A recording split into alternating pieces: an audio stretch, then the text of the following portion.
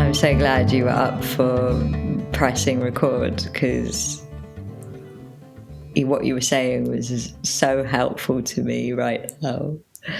So we always have good discussions after we have our podcast discussions. So we thought, well, why don't we just press play again and have some, we were just talking about micro moments of calm, finding small incremental changes in outlook to kind of help combat sort of moments of stress, whether they're big moments or kind of like just day-to-day practices. So we thought, well, why don't we do, I guess, a micro moment of the podcast as well, and start to kind of have these and for people to dip into as well. And what we were talking about, or what came up for us, was, I guess, the emotional scale, and how when you're in a low energy state, it's not possible to jump immediately to unconditional joy. I love that you said that. Like, I love that you said that, because, I feel like there's a lot of pressure,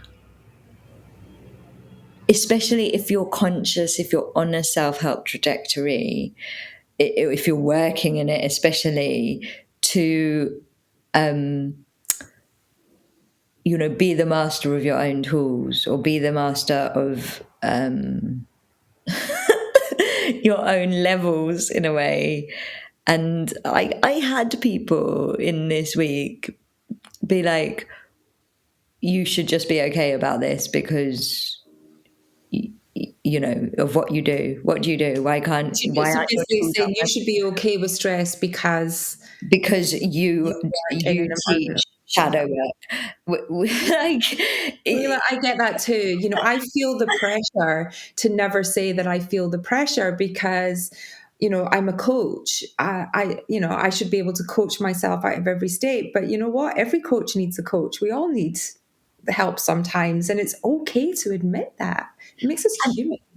and also, it's also okay to go, this really bad thing happened, or this really stressful thing happened, and my nervous system had a massive reaction because ultimately it triggered a traumatic situation from my childhood or my past, and my nervous system responded before my tools and my training and my, like, my nervous system reacted first. I didn't catch it in time.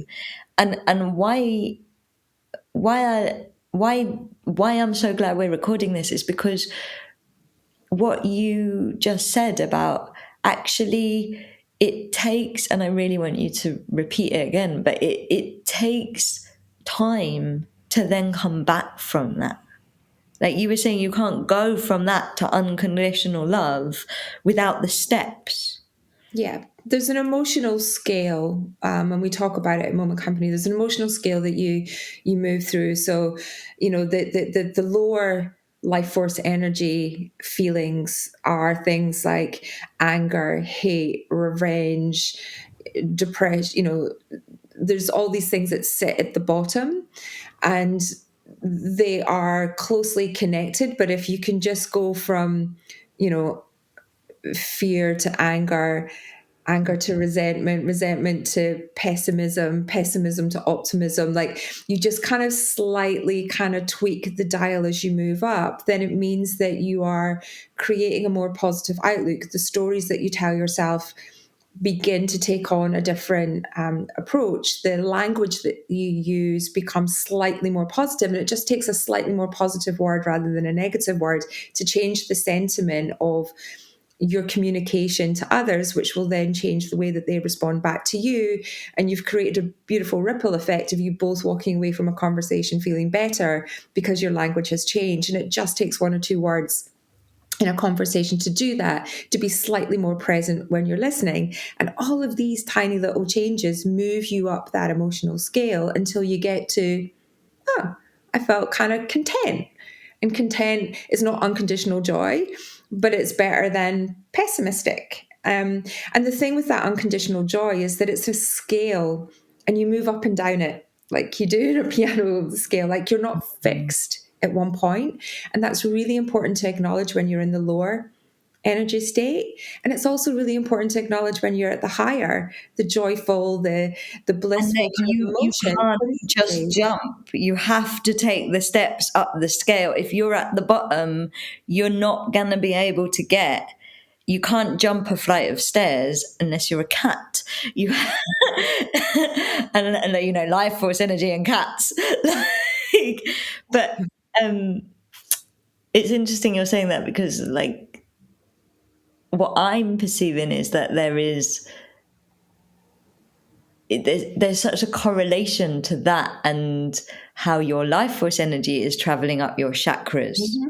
Hmm. Because, you know, if your life force energy is only in your root chakra, then I would say that actually you're probably sick, you know, like you're in total survival mode. If your life force energy is in the lower chakras, you know, anger is very connected to solar plexus. And heart and lung, Yeah. sorry, not heart, lungs. Lungs is connected to anger and grief and a lot of Which low energy. again, solar plexus kind Yeah, of I know. I'm feeling my solar plexus. bottom of the lungs not being cleared out, and it, you know, That's why breath is important when you're in those lower energy states, because you can shift that from your lungs, and you can shift that energy from those lower state kind of meridians within our body. So that's why, you know, we always say start with a deep breath. As you know, annoying as it is, I'll go back to it. It does make a difference. It creates a physiological shift in the body.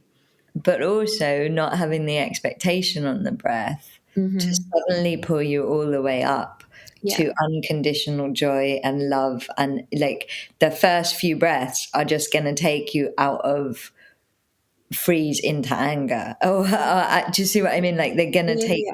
Or you. to frustration. If you've gone from anger Yeah. to frustration, brilliant. You're on a path. Like, I can't even begin to tell you how important this message.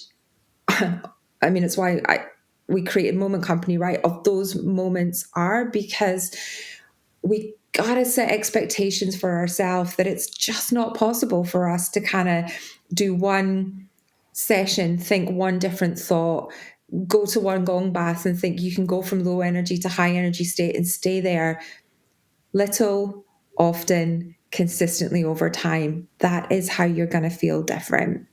And And it's important to acknowledge that. And we're all the same. I have to do a daily practice to keep on track with that too.